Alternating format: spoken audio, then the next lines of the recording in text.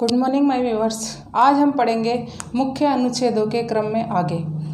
पहले हमने कुछ मुख्य अनुच्छेदों के बारे में बात की थी और आज उसी के क्रम में आगे बढ़ते हैं। आगे हम अनुच्छेदों की बात करें तो सबसे पहले अब आता है राज्यपाल। राज्य में जो राज्यपाल होता है, जिस तरह से केंद्र में राष्ट्रपति होता है, वो तो पूरे भारत का राष्ट्रपति एक ही होता है। इसी तरह से राज्यों पे राज्यपाल का पद होता है। तो सबसे पहले बात करते हैं राज्यपाल की। राज्यपाल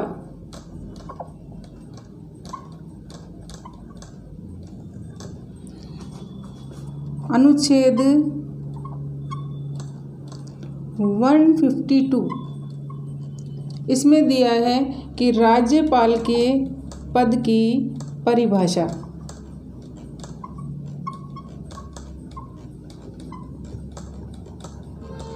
कि राज्यपाल का पद किस तरह का होता है और उसके बारे में जो भी जानकारी है राज्यपाल के पद की, उसकी जानकारी हमें अनुच्छेद 152 में मिलती है। अनुच्छेद 153 इसमें राज्यों के लिए एक राज्यपाल होगा।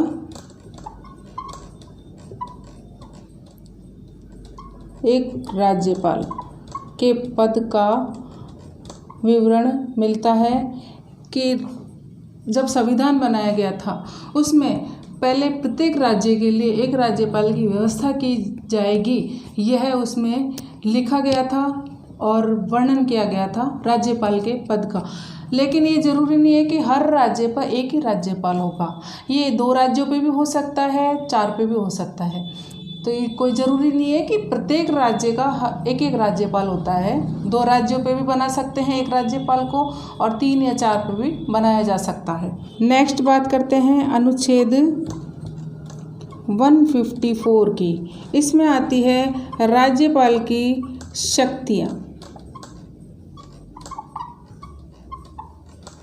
राज्यपाल की शक्तियों का वर्णन मिलता है अनुच्छेद 154 में। अनुच्छेद 155 में निर्वाचन की व्यवस्था की गई है। राज्यपाल का निर्वाचन किस प्रकार किया जाएगा, उसकी योग्यता का और उसका निर्वाचन प्रक्रिया है वो 155 में दी गई है। इसका निर्वाचन कौन करता है? राष्ट्रपति।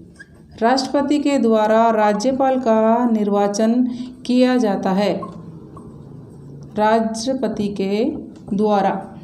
नेक्स्ट बात करें अनुच्छेद 161।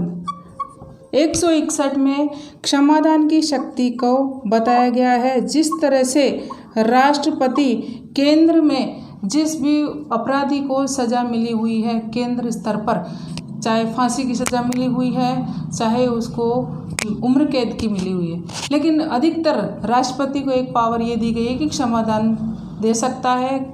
जो सज़ा दी गई है उसको कम कर सकता है, फांसी की सज़ा को कारावास में परिवर्तित कर सकता है। राज्यपाल को क्षमादान की शक्ति प्रदान की गई है हमारे संविधान में। तो क्षमादान की शक्ति राष्ट्रपति के बराबर ही राज्यपाल को दी गई है, लेकिन राष्ट्रपति को दी है केंद्र के रूप से और राज्यपाल को दी है राज्यों के स्तर से। ये है हमारे राज्यपाल के अनुच्छेद। जो राज्यपाल पद में जो अनुच्छेद आते हैं उनका विवरण है। अनुच्छेद 152 में राज्यपाल के पद की परिभाषा का वर्णन किया गया है। अनुच्छेद 153 में राज्यों में एक राज्यपाल होगा या कई 2 राज्यों पे एक राज्यपाल का गठन भी किया जा सकता है, उसको निर्वाचित किया जा सकता। अनुच्छेद 154 में राज्यपाल की शक्तियों का वर्णन किया गया है कि राज्यपाल को कौन कौन सी शक्तियाँ प्रदान की गई हैं। अनुच्छेद 155 में निर्वाचन की व्यवस्था की गई है और ये शक्ति मुख्य रूप से राष्ट्रपति को दी गई है, राष्ट्रपति ही उसको चयन करता है। अनुच्छेद 161 में क्षमादान की शक्ति दी गई है राज्यपाल को।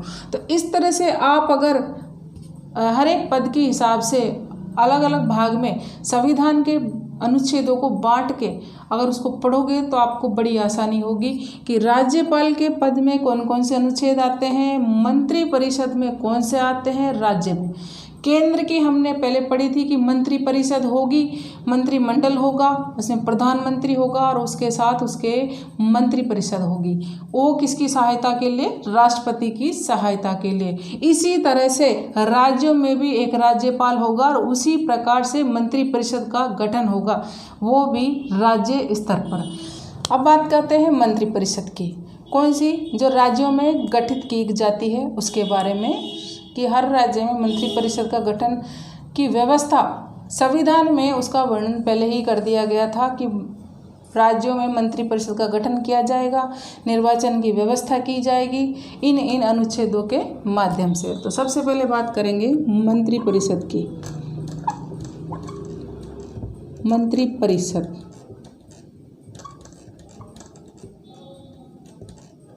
इसमें कौन कौन से अनुच्छेद आएंगे? 163 इसमें आएगा राज्य की मंत्रिपरिषद,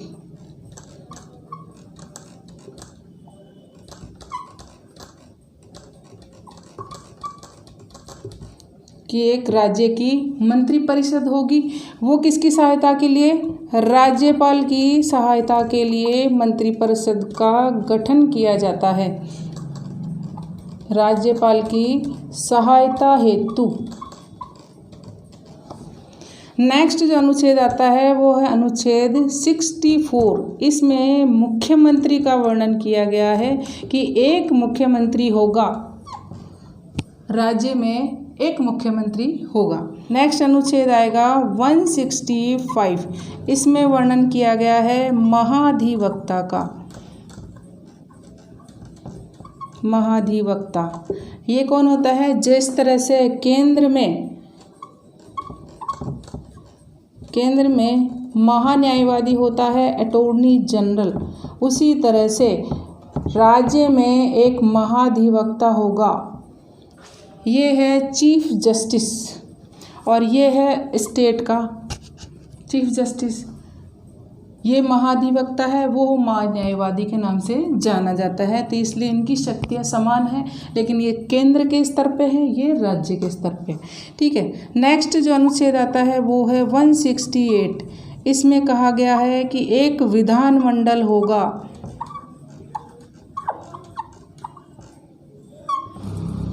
नेक्स्ट आएगा 170। इसमें वर्णन किया गया है विधान सभा का,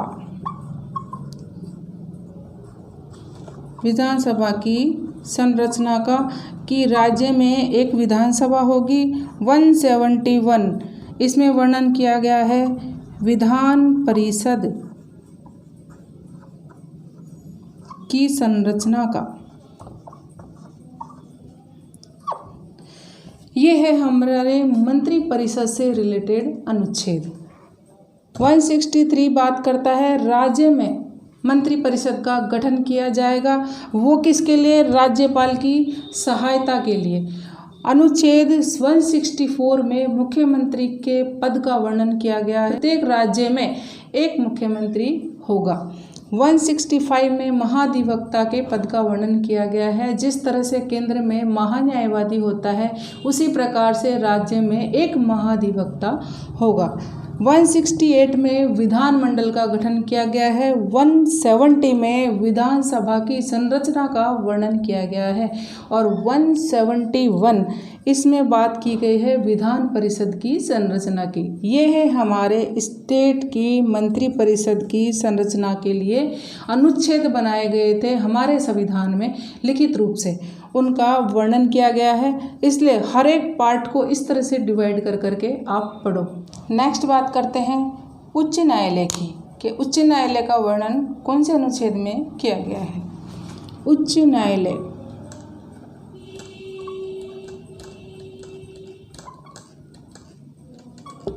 अनुच्छेद 214। इसमें राज्यों के लिए उच्च न्यायालय की व्यवस्था की गई है। राज्यों के लिए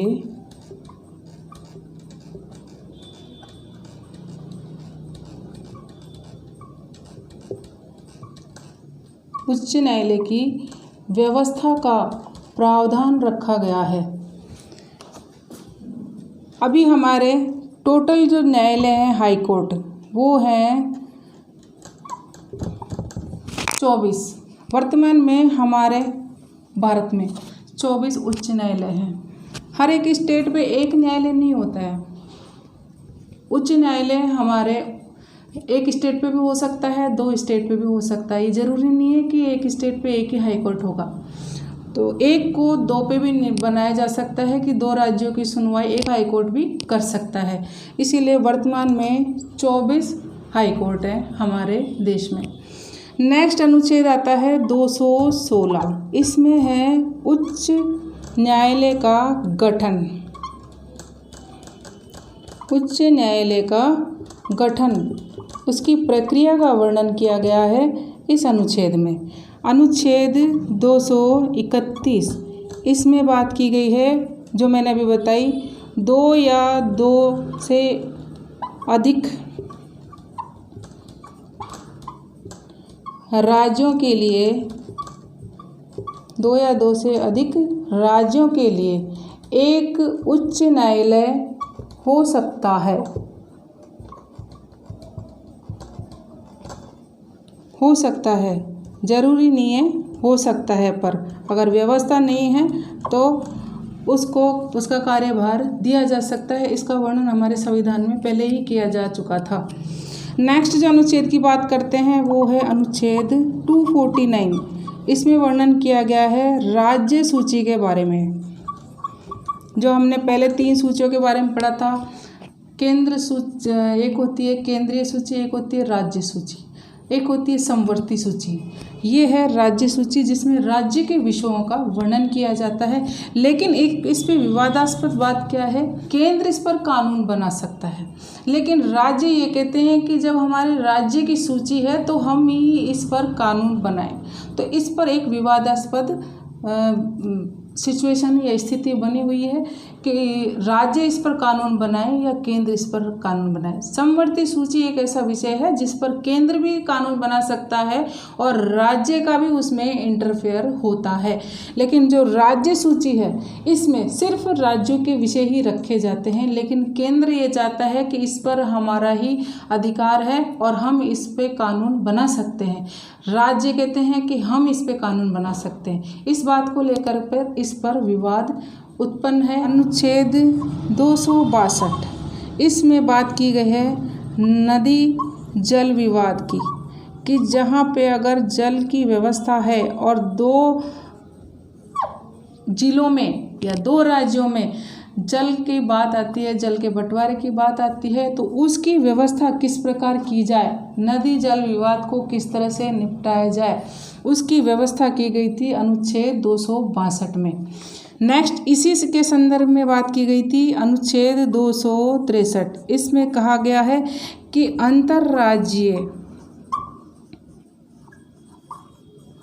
अंतर्राज्यीय परिषद बनाई जाए। इसमें इस तरह के जो भी विवाद आते हैं, नदी जल के या फिर सीमाओं के, जो भी राज्य से रिलेटेड, वो आते हैं अंतर्राज्यीय विवादों में या अंतर्राज्यीय परिषद के अंतर्गत इनकी सुनवाई होती है या उसके बारे में नियम बनाए गए हैं, वो कार्य करती है अंतर्राज्यीय परिषद। नदी जल विवाद का विवरण मिलता है अनुच्छेद 262 में।